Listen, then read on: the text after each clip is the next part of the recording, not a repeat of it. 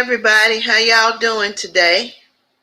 Well, we're back for another episode of To a Woman's Heart, where we encourage, motivate, uplift, and empower women. And so tonight, I am fortunate to have my sister sitting with me. Hey y'all. And as you can see, you'll notice I'm probably looking at my phone so I can see if anybody have any comments or you have any questions that you would like to ask.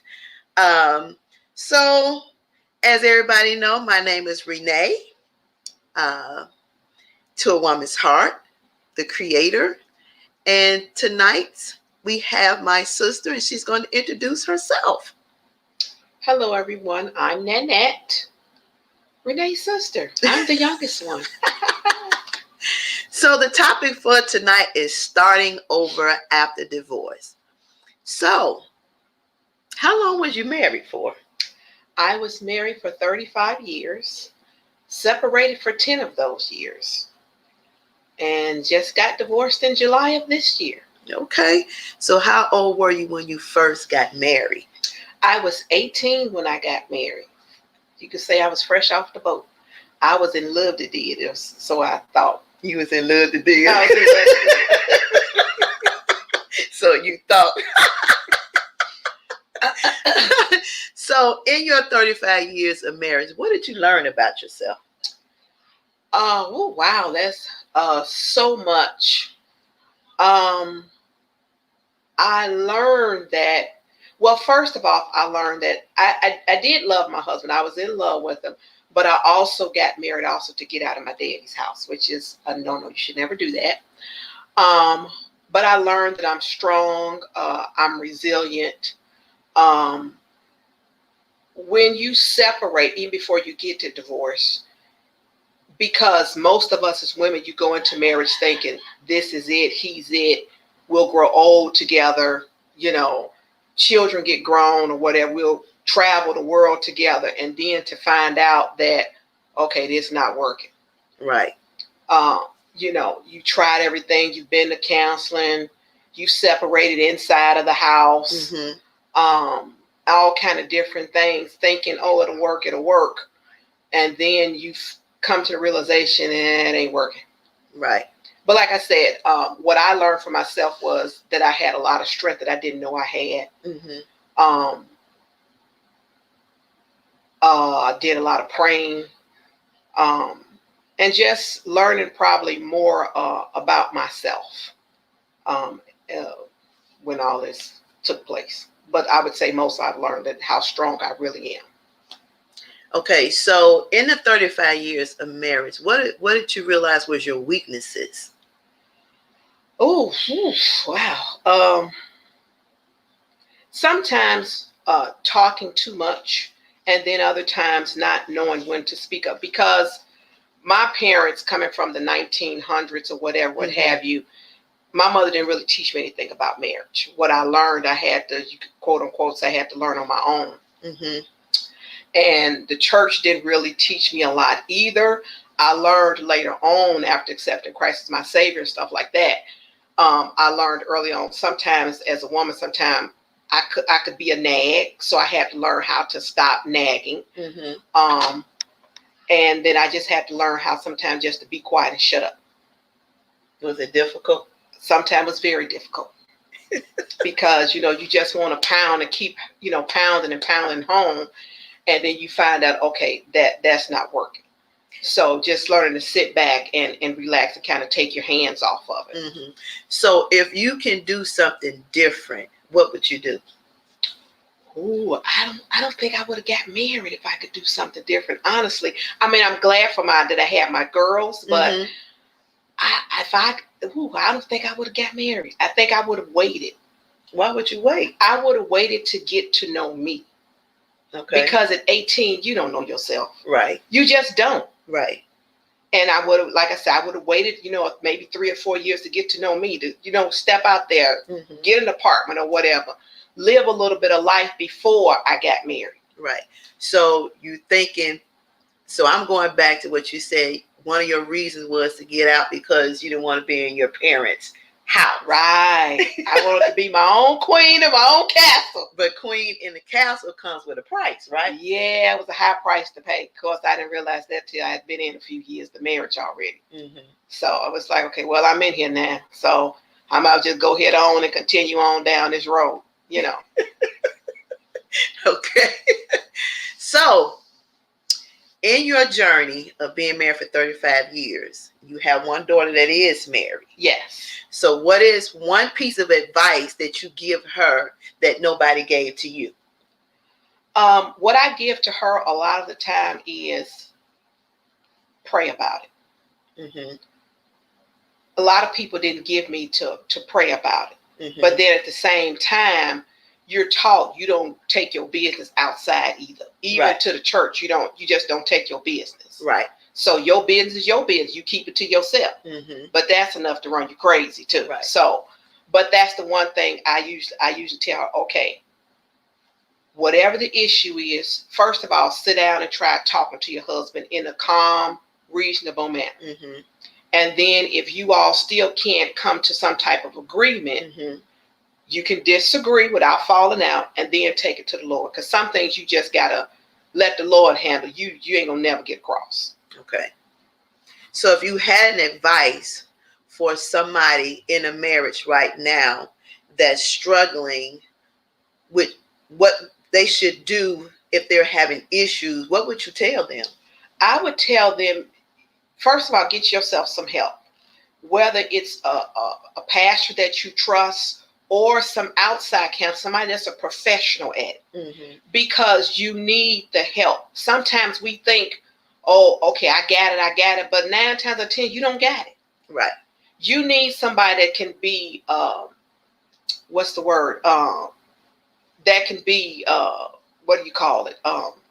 They don't take sides. Right. They don't take sides. Somebody that can look at it from the outside. Mm-hmm. And like I said, somebody that you can trust, that you can talk to, whether, like I said, whether it's a pastor or whether it's an actual professional counselor. Mm-hmm. Get yourself some help.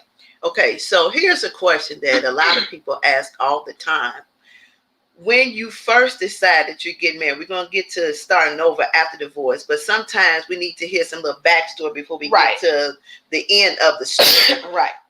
When you decide to get married, and when they talk about counseling, do you think it's best to have counseling with the pastor and the wife? Most definitely is when I got married, all I had was the pastor. I didn't have the wife side. Mm-hmm. It's most definitely get you somebody where the pastor and the wife is there, Mm-hmm. because the wife will understand what the woman is saying. It's two people. Men and women are just different. Mm-hmm. And I think what the church fails to do a lot of time is in marriage counsel is you need the real nitty gritty of how marriage works. You just can't say, oh, some of what I got, no shade, but some of what I got was, oh, well, you can't have a headache too often. Okay, well, I get all that, but that don't tell me kind of like the date. Sometimes he gonna get on my nerves. Sometimes I'm gonna get on his nerves. Right. You know, like the Tyler Perry play says, sometimes you're gonna feel like, why did I get married? Right. You know, when you got problems, you don't just up and quit because you got problems. Right. You need to know that even in marriage, you love this person loves you, but you're going to have problems as you go along because you're two different people. Right. And it depends on what kind of backgrounds you came from. You trying to mesh together, Mm-hmm. become one. Right. You don't just, okay, once you say the vows, Mm-hmm. you got to put in the work now. Mm-hmm. So when somebody going into a relationship and they just got out of a relationship, do you think that's healthy because No. you're still broken and you're not whole? No, it's not healthy at all. You're still broken. You're not whole. I don't even understand how people do that. I've been separated for 10, but as I said, just getting divorced in July. But guess what? I'm taking my time. I'm getting to know me. I'm being prayerful because the mistakes and the different things that I went through during the marriage, I don't definitely, because I'm going to get married again. I'm just telling y'all. But I definitely don't want to take that into the next marriage. Okay. Yeah. So you want to make sure that you clean up some things Exactly. before you move on. Exactly. Okay, so now, when did you know you was at the point that you was ready for the divorce? Probably when I knew for sure, probably was about 3 years ago. Mm-hmm. You know, even though I I had grounds for divorce. Right. It's for me, it was waiting on God just to double check and make sure. I knew I had grounds for it, but I felt like the Lord was like, no, not yet, not yet, not yet. That's just for me. I had grounds for it, obviously, but like I said, for me, it was just, okay, not yet, not yet. People didn't understand it. There were times I didn't understand. I went back to the Lord probably several times, like, okay, Lord, you sure? You know I got grounds for this, right? The Lord was like, not yet, not yet, not yet. So when he finally gave me the blue light, my prayer actually was, okay, Lord, if you give me the money for the divorce, because he wasn't going to pay for it. If you give me the money, I'll handle my business and do what I need to do. Because I knew that my ex-husband, he wasn't ever going. He would talk about it, but he was never going to do it. So if I wanted to be truly free, I had to sort of put my money where my mouth was. Okay. So, but 3 years ago was about when I realized that it was over with. Okay. So when people think about divorce, do you feel that you should hold hard feelings, or how should you manage those emotions? I personally don't think you should hold hard feelings. I could have easily held hard feelings. And I say that based off the first year. It's kind of funny because actually my ex-husband and I, we renewed our vows. And I felt so bad and so ashamed because here he was. We took money, we took gifts, and the next year we were separated. And I had to really pray about that and get over that. You know, it wasn't anything that was planned, but I still felt bad and ashamed that, okay, you know, you did all this elaborate, replayed your lives and all that stuff, and now here you are separated. But I said all that to say, I'm sorry, I forgot what's your question again. Go ahead. I'm sorry. I said all that to say is, you know, it's difficult. It's difficult sometimes when you're going through all of that, but it was talking about your emotions, you know, when you're not together anymore. So how do you be friends? Because I know a lot of people I've heard in relationships when they divorce, I'm mad at the husband, I'm mad at the wife, I don't like the husband, I don't like the wife, you know. Well, then kids get balled up in the middle. Well, I never wanted to bring my daughters into it, but the first year we were separated, I was mad for a whole year. I was so angry. I ain't gonna tell you some of the stuff we said to each other, but I was angry, and it took a male friend that I knew, and he was the one who said, "You're angry." And once I could accept and realize that I was angry, obviously I had to pray about it and let that go, and then just keep moving on from there. I personally feel like you should, if you can't be friends, at least be respectful one to another. Some people, they just, depending on what they've been through, everybody is different. They just can't be. But for me, I just feel, for me, it's necessary that, okay, we get along. You know, but like I said, I think hopefully that a man and a woman who've been married, you get divorced, that you can get along. But I know it doesn't always work out that way. Sometimes the feelings are hurting so deep till, you know, some people just never get over it. So how do you manage your anger? For me personally, I would say you pray a lot. You pray a lot. You have a lot of crying. Sometimes you get depressed. And like I said, for me personally, I went through all of that. Like I said, again, you feel ashamed because here I am, been married all these years, got 2 children. Well, I mean, they're adults now, 2 children. And, you know, when you get married, a man usually, he promises you the world, which is what I felt like I was promised, you know. Oh, we're going to grow old together. Couldn't wait till the kids got out. We was going to travel and all this. And you've broken all these promises now that you promised me. So for me, like I said, after going through all of that, for me, it was just a lot of prayer for healing and it was, you have to make a choice because everything is a choice. Am I going to be mad and be hateful? And every time I see you, I'm going to cuss you out. I don't want to live my life like that. Right. You know, I want to be at peace. I want him to be at peace. Right. And it's no sense, okay, we've decided what we've decided. Every time I see you, I'm not going to be, you know, you ain't no, I mean, how long can I hold on to that? Right. It doesn't profit me anything. And it certainly doesn't profit him anything. And at the same time, we still have 2 adult daughters.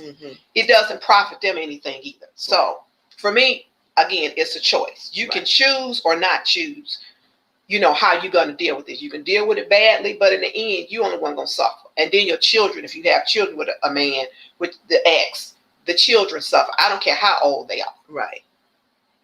So you need to release the baggage. You need to release the baggage. Okay. So after the day that you got your divorce, what was the thought that was going through your mind? Finally it's over with. Trying to get divorced during COVID was different because we had a date before COVID hit, but then once COVID hit, everything closed up. Mm-hmm. And then when they started to loosen the reins a little bit, they told us we had a date. They got canceled.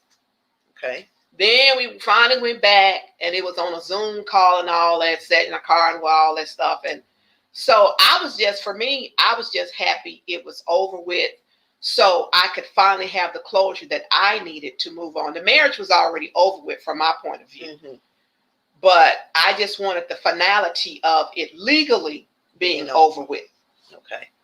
So once it was over with and you got the closure, how do you feel about starting over?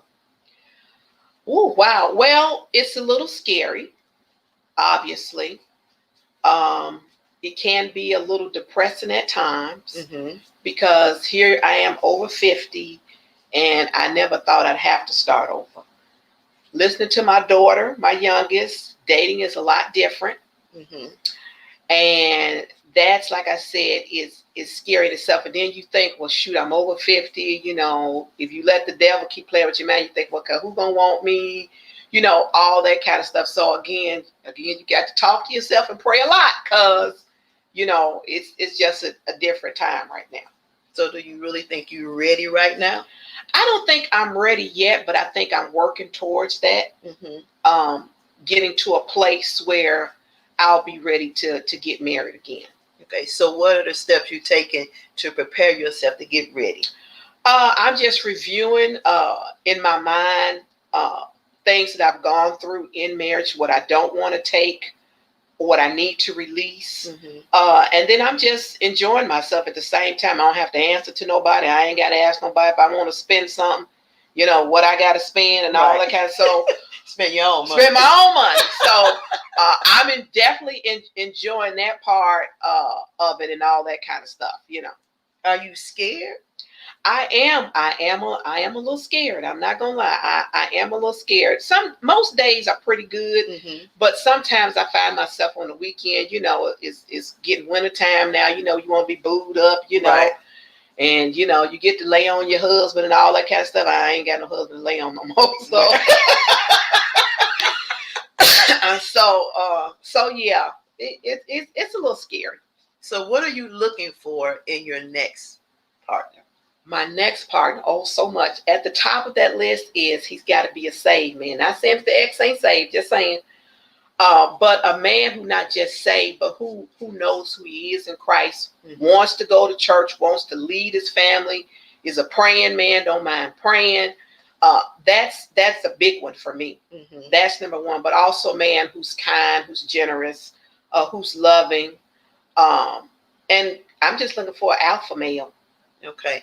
So what are the things that you don't want in the relationship from him? Well, I don't want a man who ain't got no teeth. It's one of my big pet peeves. He got to have his teeth, even if they false, whatever, but have some teeth. But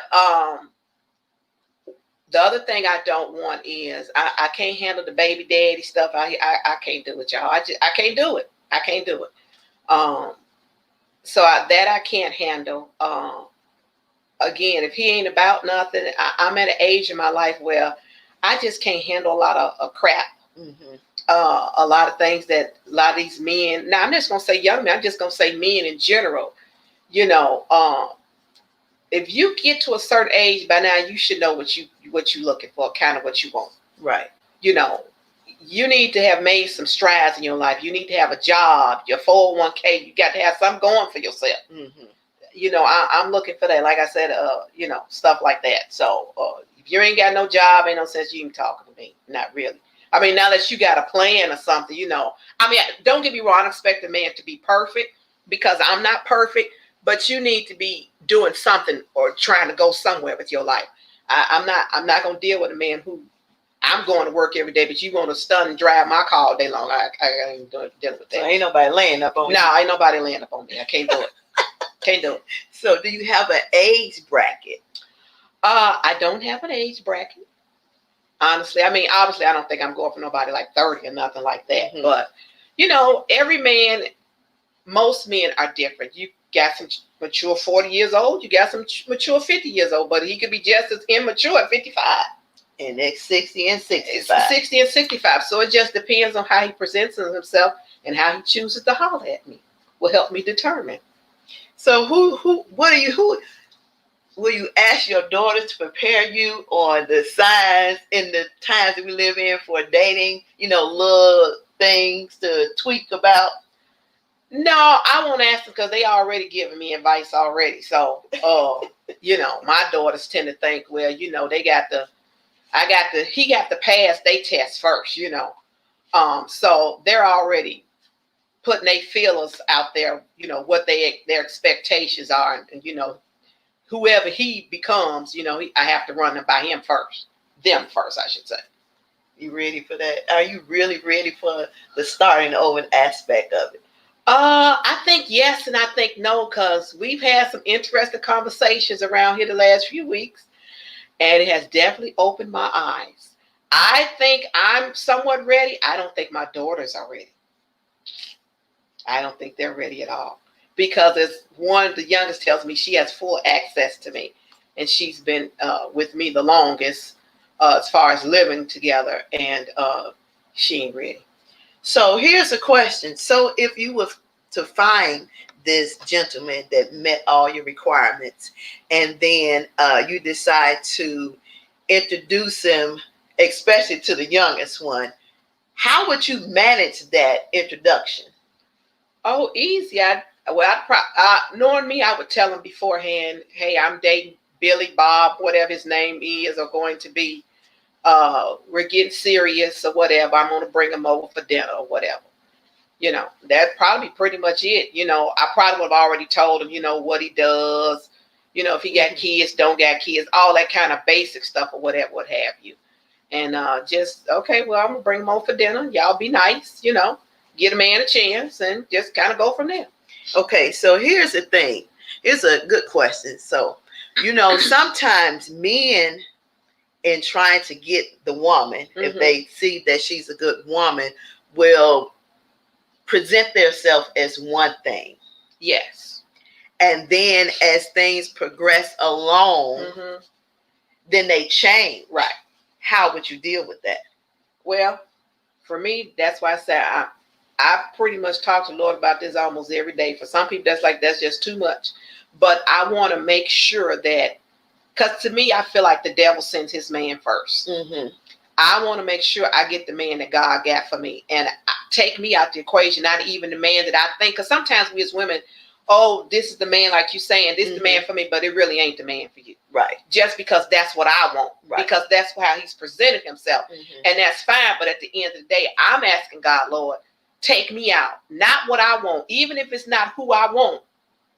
Help me to deal with that and move on so I can get to who you have for me. Right. So do you think he will send you a man with the things that you don't like? Because, we have that conversation all the time. Yeah, I mean, you're going to get a lot of the things you like, but you're going to get some stuff that you don't like. Because if I'm doing it God's way, he's always going to give me what he knows is best for me. So, I mean, that goes without saying. So what you won't settle on? What will you not settle on in a new relationship? In a new relationship, a bunch of kids, I can't do it. You can't do that. That's a deal breaker for me. You got 5, 6 kids, baby. You ain't got nothing left for me. You ain't got nothing left for me. So a man with a lot of children, that's not for me. Like I said, I'm so serious about a man with no teeth. That ain't for me. People might be laughing, but that's such a deal breaker. My family already know. They know me well enough to know, yes, he got to have teeth. So that's a serious thing for me. Is there a height requirement? Well, you got to be at least tall as me. You can't be shorter than me. I'm sorry. And I don't think God going to do me like that. You don't think he's going to do you like that? I don't think he'll do me like that. I'm sorry. I just don't. He's got to be at least tall as me. He can be taller, but he got to be at least got to be able to look in your eyes, sir. I'm sorry. So do you have a list of questions for that next individual? Actually, I don't. I just feel like when and if I meet this gentleman, as we start to get to know each other, the questions will come that I need to ask. Okay. So, in moving forward, and another woman that's watching, that's in the midst of going from being married to divorce, what advice would you give that woman? The advice I would give her is take it one day at a time. Figure out what you want. I tell my daughters all the time, in a relationship, in a marriage, every woman's going to have to deal with something. You got to figure out what you're going to deal with and what you're not going to deal with. Right. And then once you figure that out, don't feel ashamed because you want to move on from the situation that you're in. Sometimes, even being a Christian, maybe we just chose the wrong man. Right. Because sometimes we do that. That man just ain't for you. Obviously, a man whooping on you or beating on you, that ain't a man for you. Right. You obviously, in my opinion, need to get out of that. But again, that's a choice you have to make. Even if you got small children, we didn't separate until both my daughters were grown. The oldest was already married. But even if they're small children, you can't. It's not healthy to stay in a marriage because I got small kids. It's not. Me and my ex-husband had separated before. We even separated in our house. He had his room. I had my room. You try all kind of things, but sometimes even through all of that, it just doesn't work. And why keep staying in marriage? He ain't happy. I ain't happy either. Just to say I'm married. Right. I'd rather be single and happy than married and going through a bunch of hell. I just would. Right. So that's the advice I would give. Figure out what you want and what you don't want. What are your deal breakers? And then go from there. Just take it one day at a time. So for a woman who gets out of a marriage, because I know a lot of women, when they leave a marriage, they take on all the weight for the fault of the marriage not working. Yeah. What would you tell that woman? It's two sides to every story. Even in mine breaking down, there was a lot on his side, but there were some places I looked back on and saw that I could have done better. I could have handled things differently. So you're going to have that. But sometimes, depending on whose side is on, sometimes things get so far out there. With the man, it's just, okay, it just kills the marriage. You can't go backward anymore. So I would tell, everybody has that. I think every woman has that that's gotten a divorce or may get a divorce. If you're in that right now, every woman has that, because like I said, you go through the feelings of you're ashamed. You take all the burden on yourself. It's all my fault. But it takes two people. Just like you played your part, he played his part as well. Right. So let yourself off the hook. That was something I had to learn too. Let yourself off the hook, sis. It's okay. It takes two people. I don't want nobody that don't want me. Right. So I keep hearing ashamed. Why do you feel ashamed? What is that? It's the thing of, like I said, because you've been married, especially you've been married a long time. I think personally, maybe for me, because I've been married so long, oh my God, I feel like people look up to me. Maybe that was just in my mind because I had been married so long, especially since I had renewed the vows. Maybe I wouldn't have felt like I had the shame, but when you renew your vows after 25 years, it's like, oh my God, are you for real? This is what we're doing now? And like I said, so the shame comes because you feel like you should have did more. Maybe you should have stayed. You should have went back. You shouldn't have let this happen. Like you said, you take all the blame on yourself. It's all your fault. But again, I had to remind myself as time went on, it takes two people to make a relationship. To make a marriage work. It doesn't work if I'm doing 100% and all he giving is 5. Right. And vice versa. If I was just giving 5 and he was just giving 100, somewhere down in there, somebody's going to get tired and going to get over it. Right. So, you just have, like I said, you have to make a choice and decide, okay, you just get to a point where you just had enough. As my mama would say, just, you're going to the ceiling. You're not moving anymore. Okay. But you had to come to that realization. But I had to come to that realization because you could see it. I mean, 35 years separated for 10, I held on for a long, long time. Long time. And, I remember I was driving home one day and I was on my way to get an oil change. And I was talking to the Lord in the car. And I could hear clear as day the Lord said, I'm trying to win you off of them. And I was like, wow. Because I was the type of woman, well, okay, well, felt like I had to be the in-between. Well, let me tell you what's going on with the girls, whatever. Now, Lord had to get me to understand, your daughters are grown. They could talk to their daddy for themselves. You don't need, take yourself out of that. Right. And it was things like that over time, I just started to drop off more and drop off more and drop off more till I just dropped off everything. You shedded the weight. I shedded the weight. But you was willing to shed the weight. I was willing to shed the weight. And ready. And ready. And ready. Okay. Well, all right, y'all. That's our 30 minutes. And I do hope that you enjoyed this conversation starting over after divorce. And I hope that while we was having conversation that you picked up some nuggets. And sometimes, we just have to do evaluation, look at ourselves. Absolutely. And find out the things that we will accept and what we won't accept. And just to piggyback up on what she said earlier, you can't go into a relationship if you're still broken and you're not whole. Right. So you have to figure out how to make yourself whole again. Absolutely. Okay. And keep your eyes open while we journey into this new stage in life, right, of dating after divorce, because truly this is a different kind of environment when you're talking about dating. Very different. All right, ladies. Well, I hope you all have enjoyed tonight. So again, it's another episode of To a Woman's Heart. Make sure you check out the website.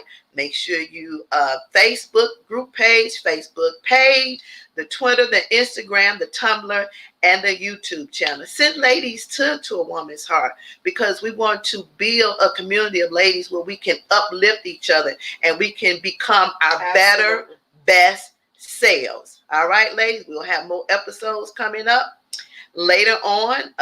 Just keep your eyes open and stay tuned. All right, thank you all for checking in. Good night. Talk to y'all later. Thank you, sister dear. You're welcome. I enjoyed this. All right, talk to y'all later.